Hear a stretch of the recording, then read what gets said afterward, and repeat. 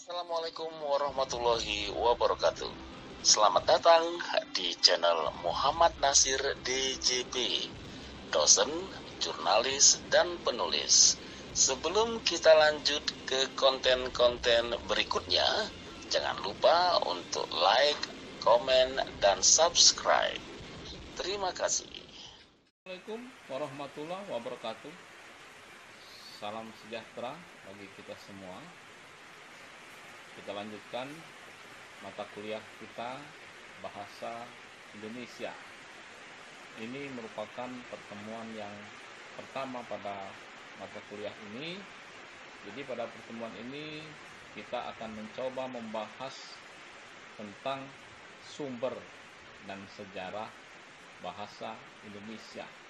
Bagaimana sebenarnya dan dari mana bahasa Indonesia itu berasal, kita akan bahas dalam pertemuan ini. Seperti kita ketahui, bahasa Indonesia itu memang berasal dari bahasa Melayu. Jadi bahasa Melayu itu merupakan induk dari bahasa Indonesia. Kemudian pada 28 Oktober 1928 dalam Kongres Pemuda, para pemuda Indonesia menyepakati bahwa bahasa Indonesia adalah bahasa persatuan Indonesia. Bagaimana materinya? Akan saya jelaskan berikut ini.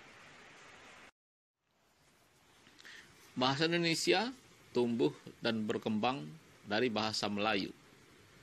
Bahasa Melayu sejak dulu merupakan bahasa perantara atau perhubungan, atau dikenal dengan istilah lingua franca, yang dipakai hampir di seluruh Asia Tenggara, termasuk di negara kita yang pada waktu itu belum bernama Indonesia. Pada zaman Sriwijaya, bahasa Melayu memiliki beberapa fungsi. Yang pertama, bahasa Melayu adalah bahasa kebudayaan. Jadi, buku-buku yang berisi aturan-aturan hidup dan bersastra itu pada saat itu ditulis menggunakan bahasa Melayu. Kemudian yang kedua, bahasa Melayu merupakan bahasa perhubungan atau lingua franca antar suku di Indonesia. Artinya memang bahasa Melayu itu dipilih, tidak dipaksakan, tetapi karena mungkin antar suku di Indonesia perlu menentukan salah satu bahasa yang bisa sama-sama mereka pahami, maka dipilihlah bahasa Melayu sebagai bahasa perhubungan. Kemudian yang ketiga, bahasa Melayu itu merupakan bahasa perdagangan, terutama di sepanjang pantai, baik bagi suku yang ada di Indonesia maupun bagi pedagang-pedagang yang datang dari luar Indonesia. Jadi pedagang-pedagang yang mungkin dari bangsa lain, ketika mereka mengadakan transaksi, maka bahasa pengantar atau bahasa yang mereka gunakan ketika bertransaksi ketika itu adalah bahasa Melayu. Dan yang terakhir, bahasa Melayu ketika itu merupakan bahasa resmi kerajaan. Jadi barangkali itulah beberapa hal yang bisa menjadi alasan kenapa kemudian bahasa Melayu bisa menjadi cikal bakal.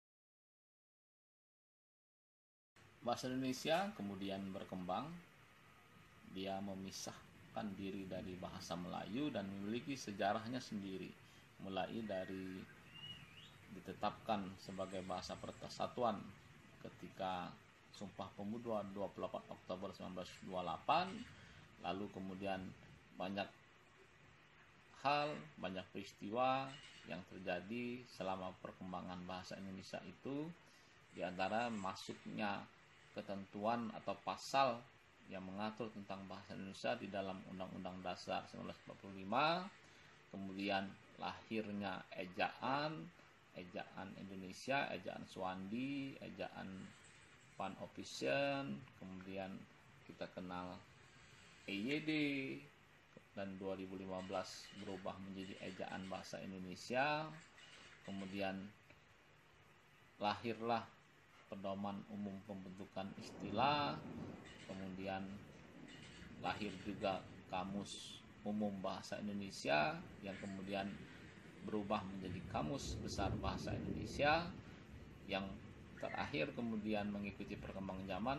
Kamus ini pun bisa kita nikmati di dunia daring, sampai kemudian perkembangan terakhir kita memiliki undang-undang yang mengatur tentang penggunaan bahasa Indonesia yang tergabung dalam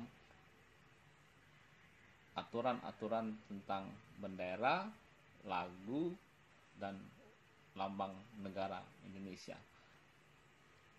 Dan terakhir, Presiden juga sudah mengeluarkan Perpres mengenai penggunaan bahasa Indonesia itu di akhir tahun 2019, sehingga jelas penggunaan bahasa Indonesia itu sudah diatur dalam undang-undang dan diatur dalam Perpres secara rinci dan detail, kapan, bagaimana, dan apa yang harus dilakukan terhadap bahasa Indonesia itu. Selamat datang di channel Muhammad Nasir DJP, dosen, jurnalis, dan penulis. Sebelum kita lanjut ke konten-konten berikutnya, jangan lupa untuk like, komen, dan subscribe. Terima kasih. Bahasa Indonesia itu. Lebih jelasnya bisa kita saksikan berikut ini. Dengan demikian maka bisa kita pahami bahwa kita memiliki bahasa, yaitu bahasa Indonesia. Nah, mengapa kemudian bahasa Melayu yang menjadi cikal bakal bahasa Indonesia? Tentu banyak faktor. Menurut pendapat beberapa ahli, ada 4 faktor yang menjadi penyebab sehingga para pemuda ketika itu bersepakat bahwa bahasa Indonesia itu berasal dari bahasa Melayu. Artinya bahasa Melayu kemudian ditetapkan menjadi bahasa Indonesia. Faktor-faktor itu antara lain, yang pertama bahwa disadari bahwa bahasa Indonesia atau bahasa Melayu sudah merupakan lingua franca di Indonesia. Jadi memang sudah merupakan kenyataan yang tidak bisa dipungkir dan dibantah bahwa selama ini sebelumnya bahasa lingua franca di wilayah Nusantara itu adalah bahasa Melayu. Kemudian yang kedua, bahasa Melayu itu memiliki sistem yang sederhana. Karena kesederhananya itulah maka mudah dipelajari. Karena dalam bahasa ini tidak dikenal tingkatan bahasa seperti dalam bahasa Jawa. Tidak ada bahasa Melayu kasar, tidak ada bahasa Melayu halus. Hanya satu bahasa, yaitu bahasa Melayu. Kemudian yang ketiga, suku-suku di Indonesia secara sukarela bisa menerima bahasa Melayu menjadi bahasa Indonesia sebagai bahasa nasional. Jadi bentuk perwakilan kesukuan ini tentunya bisa tergambar dari kehadiran para pemuda yang ketika itu berasal dari berbagai daerah yang ada di seluruh Indonesia. Kemudian yang keempat, bahasa Melayu dianggap memiliki kesanggupan untuk dipakai sebagai bahasa kebudayaan dalam arti yang luas. Dan selama ini juga sudah terbukti ketika di zaman Sriwijaya, bahasa Melayu itu digunakan dalam buku-buku yang berisi aturan-aturan kehidupan dan sastra. Artinya memang bahasa Melayu itu bisa menjadi sarana atau bisa menjadi alat untuk menyampaikan hal-hal atau informasi yang berhubungan dengan kebudayaan. Jadi itulah beberapa faktor yang barangkali bisa kita pahami sehingga para pemuda Indonesia ketika berkongres di Sumpah Pemuda 1928 mereka bersepakat menetapkan bahwa bahasa Melayu itu menjadi bahasa Indonesia. Jadi awal perkembangan bahasa Indonesia itu dimulai ketika 28 Oktober 1928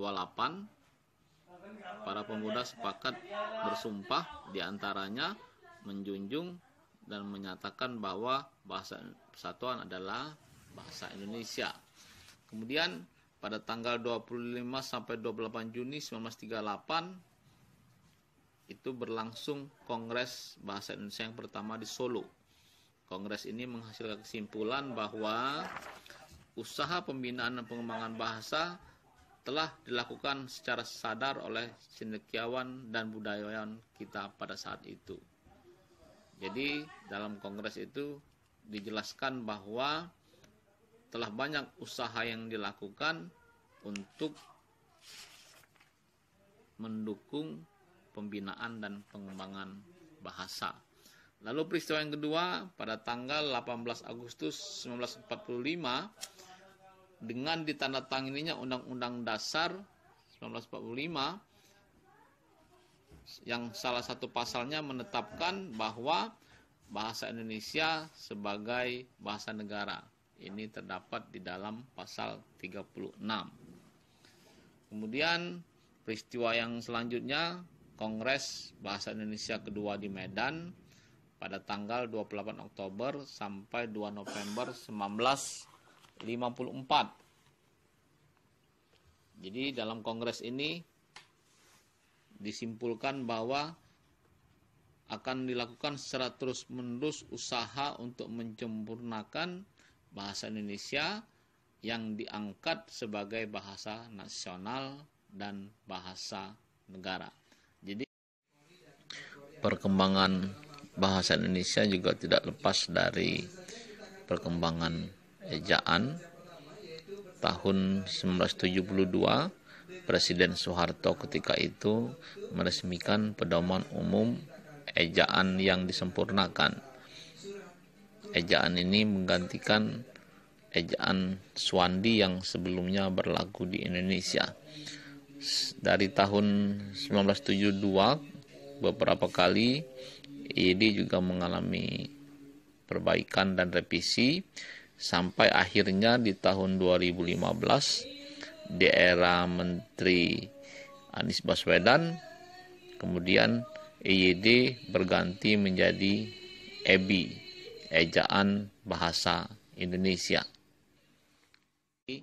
Bagaimana kedudukannya sebagai bahasa negara dan sebagai bahasa nasional tentunya memiliki fungsi-fungsi yang sesuai dengan kedudukannya itu. Ini ditetapkan di Kongres Bahasa Indonesia yang ketiga di Jakarta.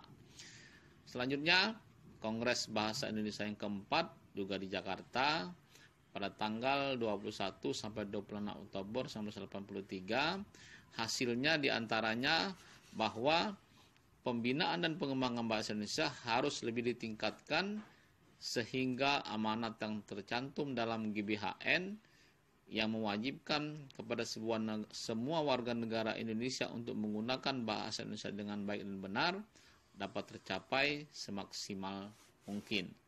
Jadi memang mulai hasil dari Kongres keempat ini kemudian semua warga negara itu wajib menggunakan bahasa Indonesia yang baik dan benar. Jadi moto bahasa Indonesia yang baik dan benar itu mulai dikenal tahun 1983 seiring dengan Kongres Bahasa Indonesia yang keempat. Kemudian yang selanjutnya Kongres Bahasa Indonesia kelima juga di Jakarta tanggal 28 Oktober sampai 3 November 1988. Ini ditandai dengan lahirnya Kamus Besar Bahasa Indonesia dan Tata Bahasa Baku Bahasa Indonesia, karya Pusat Pembinaan dan Pengembangan Bahasa. Jadi sebelumnya kita memiliki kamus umum Bahasa Indonesia. Nah, ketika 1988 di Kongres Bahasa yang kelima inilah kemudian di launching Kamus Besar Bahasa Indonesia. Jadi sepaket kamus dan Tata Bahasa Baku Bahasa Indonesia. Kemudian yang Kamus Umum Bahasa Indonesia atau dulu sering dikenal dengan KUBI itu disusun oleh Wilfragus Yosef Subarja atau sering dikenal WJS Purwadarminta pada tahun 1953. Kamus ini diterbitkan oleh Lembaga Penyelidikan Bahasa dan Kebudayaan Universitas Indonesia yang merupakan cikal bakal dari Pusat Pembinaan dan Pengembangan Bahasa. Kamus ini juga merupakan titik tolak perkembangan leksikografi bahasa Indonesia karena merupakan kamus eka bahasa yang pertama di Indonesia. Kemudian tahun 1988 Pusat Pembinaan dan Pengembangan Bahasa dalam Kongres Bahasa yang kelima menerbitkan Kamus Besar Bahasa Indonesia. Jadi selama masa sebelum terbitnya Kamus Besar Bahasa Indonesia, maka kamus bahasa baku bahasa Indonesia yang dapat digunakan dan telah digunakan itu adalah Kamus Umum Bahasa Indonesia. KBBI edisi ketiga itu terbit tahun 2000. Lemanya bertambah menjadi 78.000 lema. Saat itu dikoordinatori oleh Dendi Sugono. Kemudian edisi yang keempat itu terbit tahun 2008. Jumlah lemanya bertambah menjadi lebih dari 90.000 lema. Di edisi ini menggunakan lema utama dan subtema. Kemudian juga ada penambahan jumlah peribahasa. Jadi kalau di edisi sebelumnya hanya terdapat 2034 peribahasa, maka di edisi keempat ini bertambah menjadi 2036 peribahasa dan juga menggunakan lema utama dan sub lema. Penerbitan KBBI edisi kelima juga diiringi dengan launching KBBI daring. Jadi KBBI itu juga bisa kita akses melalui daring. Kita tinggal mengklik di search pencarian di online atau daring, sehingga ini tentunya akan mempermudah kita mencari kosakata atau lema-lema kata yang mungkin perlu dicari arti dan maknanya sesuai dengan makna leksikal.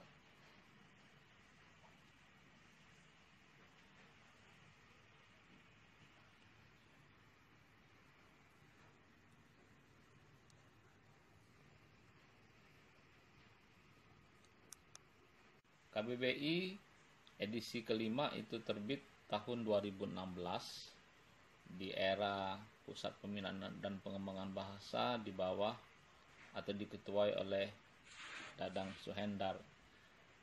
Di edisi kelima ini jumlah penambahan lemanya cukup banyak, mencapai 127.036